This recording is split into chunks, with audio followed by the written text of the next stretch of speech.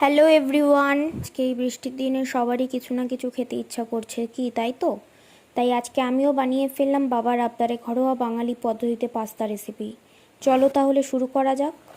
জল দিলাম, তারপর জলটাকে গরম করে পাস্তাটা দিয়ে দিলাম। এর মধ্যে নুন আর একটু সাদা তেল দিয়ে নাড়িয়ে 5 মিনিটের জন্য ঢাকা দিয়ে রেখে দেবো।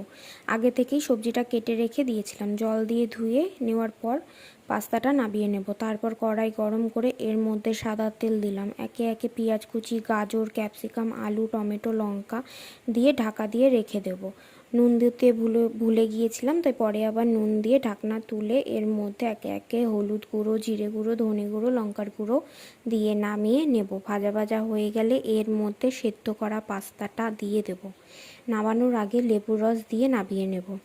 তোমরা চাইলে টমেটো সসটাও দিতে পারো। আমার বাড়িতে টমেটো সসটা ছিল না, তো আমার হাতের কাছে লেবুটাই ছিল, পাতিলেবু। তো পাতিলেবুর রসটা দিয়ে আমি নামিয়ে নিয়েছি। তো কেমন হয়েছে বন্ধুরা অবশ্যই জানিও কমেন্ট বক্সে।